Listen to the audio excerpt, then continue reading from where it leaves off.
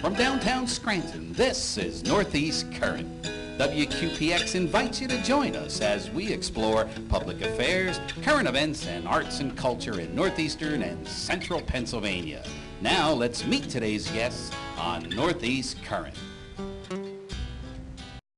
Welcome to Northeast Current. I'm your host today, Bernie Mayapolsky, and I'm here with Mrs. Mid-Valley, Sarah Marie Thomas. Well, welcome to the show. Hi there, Bertie. Thank you for having me. Well, thanks for coming. And she's going to talk about the Mrs., the International Mrs. the International, right? Yes, it's the International Pageant System. The International Pageant, and her passion and what she volunteers and supports, organ donation. Absolutely, right? yes. So tell us about the Mrs. Mid-Valley and this whole pageant system. I would love to. I am so honored to be a part of the International Pageant System, especially the Mrs. part of it.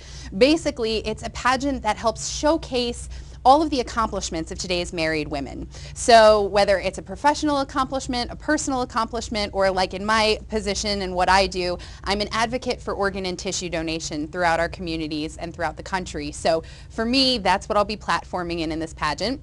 Basically, as Mrs. Mid-Valley, I'll be competing for the title of Mrs. Pennsylvania International Wow. 2017, representing our great state. And then the winner of that pageant will go on in August to compete in the Mrs. International pageant. And that winner then gets to travel the country nationwide as well as abroad to go internationally to talk about their platform and the important work that they do and really to help make a difference and change people's lives. That's really cool. So it's after the states, then the states go against the other countries too?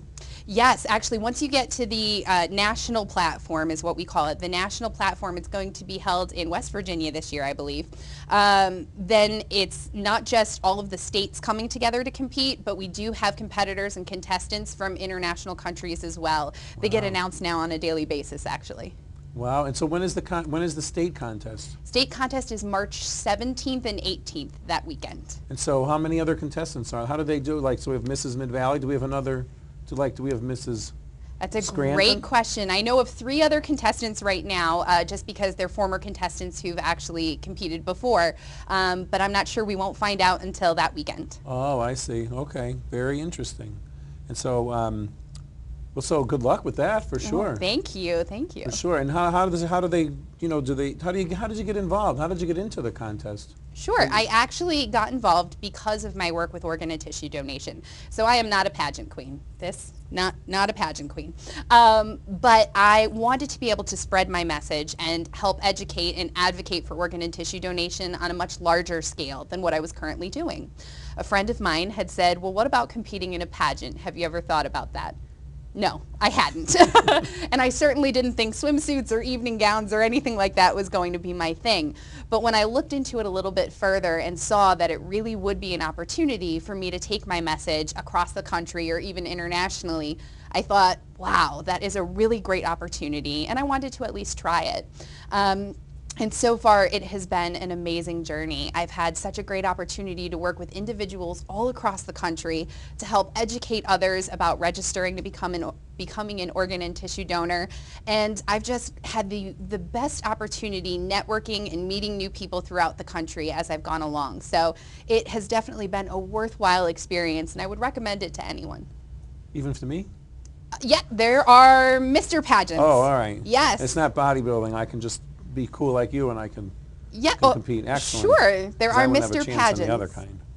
Excellent. I'm sorry to get off track there, but because that was a good good segue then to tell us about your, your passion in about organ donation and the platform that you're, using the contest. Might as well use our show today. Absolutely. So I became involved with organ and tissue donation a number of years back when my younger brother Christopher was diagnosed with end-stage renal failure. So the doctors basically at age 22 told him that he would need a kidney transplant in order to live. And it was very difficult for my young brother. 22 is not something you ever think you're going to hear from the doctors, that you need an organ transplant. But he did. And so for about 3 years, he went to dialysis for 3 days a week, 4 hours a day, and he was really struggling with needing an organ and where does he go and what does he do, and there's not a ton of information or resources that people know about right off the bat unless they need an organ transplant. So throughout the process, we became involved with an organization called the Gift of Life Donor Program. And that is an organ procurement organization, basically resources for organ transplant patients and for donors. And we became involved with volunteering with them and finding out information and resources all about transplantation, as well as kind of donor support and things like that. So we worked with the Gift of Life Donor Program for a few years until my brother got his kidney transplant, and he is doing well now. Oh, good. I was wondering. Yes, he is doing well. It will be coming up on his 3-year anniversary actually in February. So we started working with Gift of Life Donor Program, and I've been volunteering with them ever since. I've also been working with their parent kind of umbrella organization, the Donate Life America organization, and also the United Network for Organ Sharing, which is really kind of the parent organization that oversees all of these other ones. Wow, that's pretty, very intense. It is, and it's a lot of people and a lot of individuals think of organ donation as something where they go to the driver's license center. Right. I mean, how many times have you gone to the driver's license center and they ask you, do you want to be an organ donor? Some people say yes, some people say no, but you don't really think about it until it affects you or until you need an organ. And I actually heard a very startling fact the other day that many people have said within the next 5 years, every person, yes, every person who's watching this show right now is going to be affected by organ and tissue donation in some way, shape, or form. It might be a family member, it might be a friend, it might be themselves that will need an organ transplant. Right now in the United States, over 120,000 men, women, and children are on the waiting list for an organ transplant. All different kinds of organs. All different kinds of organs: heart, kidneys, liver, lungs, intestines. But 120,000 people are waiting. And I kind of put this into perspective because it was football season. The largest stadium in the United States, I think, is Michigan Stadium. And that seats about 107. 100,000, yep. Yeah. So we would not be able to fit everybody needing an organ transplant into the largest stadium, football stadium in the United States right now. So for me, it's very important to get the message out about registering for organ and tissue donation, and it doesn't just have to be done when you're thinking about your driver's license or it's time to renew. You can do it anytime online. So that was what I was going to ask you. So I mean, I think that the driver's license, it's probably a good thing that we have that. Yes. I'm sure before that we didn't even have that, so you had to come out and do something. So now you have an easy way every time you get your license. But do a lot of people do that? Do you know? They do. In the state of Pennsylvania, I know it's about 46% of people are registered as organ and tissue donors, which is fantastic, but there's certainly room for growth there. Right. And most people think about organ donation when they actually register for their driver's license. Okay. That's when most people think about it. And of course, it's great to have on your driver's license, and even more important to tell your family that you've put it on your driver's license. Right. But you can do it anytime online. I know on my website, sarahmariethomas.com, you can actually go and there's a link to register with Donate Life America. So you can do it anytime, 24 hours a day, 7 days a week on that website. And it takes about 30 seconds. Okay. So it's so quick. And in that time, you could literally help change people's lives. Sure, literally. Literally. So if let's say I guess somebody goes for their driver's license and then for whatever reason they say, no, I don't think so. And then 2 years later they change their mind. For some reason something touches them. Then they can go to your website, which links to the other website. Absolutely. And they can go on and then they could be listed. Then so I know if it's on my license, I imagine if I'm in the hospital, it says, you could see, they look at my license, they'll know I'm an organ donor. So how would somebody know that was an organ donor in those in between? It's not on my license. It actually doesn't really go into effect. Nobody needs to know that until Okay. at the point where you may actually be considered for Okay. organ and tissue donation. And there's a variety of different steps that would have to be gone through then, and different qualifications for somebody to see. actually become an organ donor. So Okay. nobody, paramedics or anyone like that, would not need to know until you were at the point where that would be considered a viable option. Okay, It doesn't affect your treatment whatsoever. got it.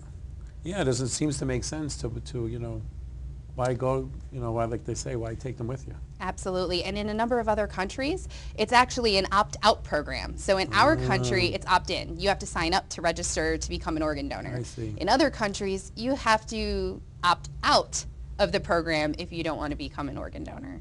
I see. Well, other countries are more progressive than ours, as we seem to find out more and more. I would hope eventually that we would get to that point. That would be great.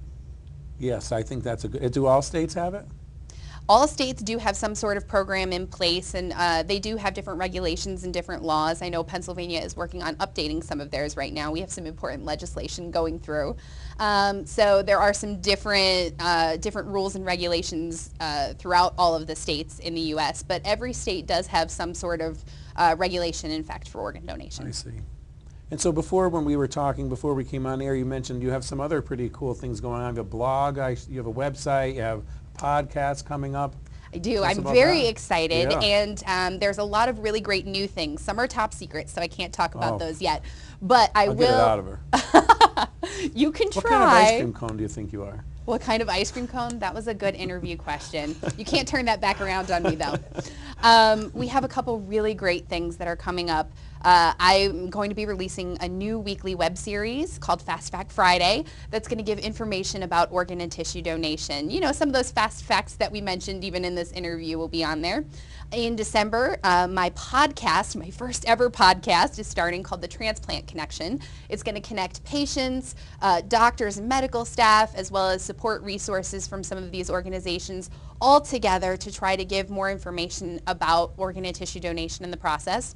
And we have two amazing social media challenges that are going to be coming up in December and January with some really great prizes. So some social media challenges for those who have already registered as organ donors, and some for those who are just going to be registering. And we certainly hope we'll have a lot of people registering with us at that time. So is that a super secret challenge too? Those are not super secret. There's even more on top of that. So like what kind of a challenge are we talking about? Well, for the social media challenges, the one that's going to happen in December for the currently registered organ donors is we would like everyone to go online and do a short little video talking about why they became an organ donor. Okay. It might be because they registered and the woman doing their driver's licenses asked them to be an organ donor. Sure. It might be because they were affected in some way or because they needed a transplant themselves. Whatever their reason, we'd love them to film a little video, and we're going to have a hashtag with it, Life Begins With Me. Okay. And they will be registered then when using that hashtag for a variety of different prizes. And then also in January, when we're looking for new donors, we're basically going to ask people to register to become an organ donor and change their status on Facebook or Instagram.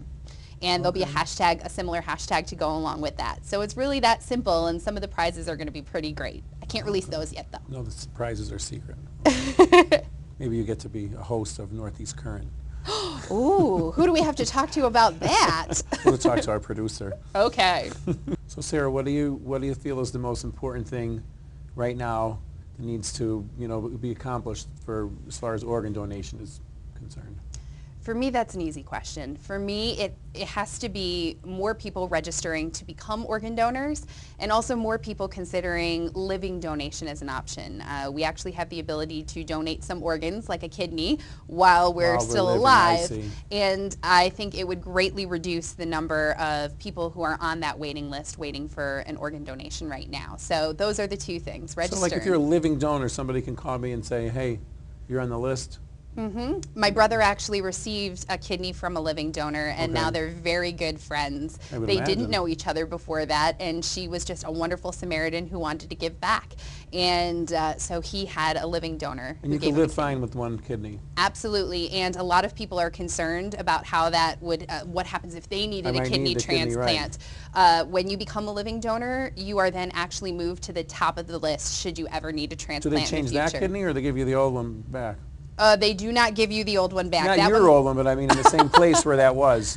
I don't know, it's just so unusual to me. I don't. It is extremely unusual. I mean, my poor brother, when he was going through this whole process, we kind of were just, there was so much information to take in that Right. sometimes it's a little difficult to cover in a small interview segment. So I would just suggest to anybody, there's so much information out there, and if you want the truth and you want all those answers, go to my website. Go to the website. I'm sure it's all on there. So that's a good, so give us the website again. Sure. The website is sarahmariethomas.com, and you can also follow my journey or follow me on social media and get a lot of those answers to those questions as well. And that is the Sarah Marie Thomas on Facebook and Instagram.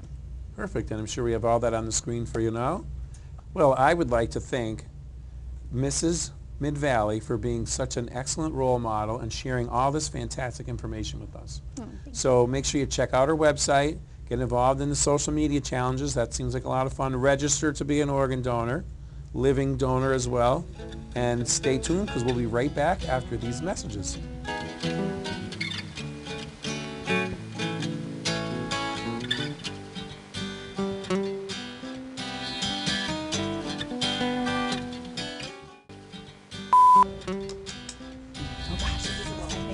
Like, what extracurricular activities are you involved in?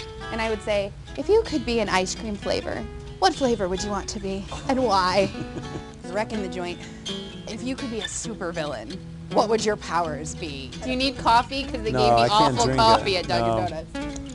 Couldn't It think of is. It is anything. intense. I know, but I don't like to stay that late. Why was it terrible? Be Feel fine, free to be cut me good. off. It's light and death. I know, I was like, ah, that's intense. Who edits these? She'll edit it. It's a wrap.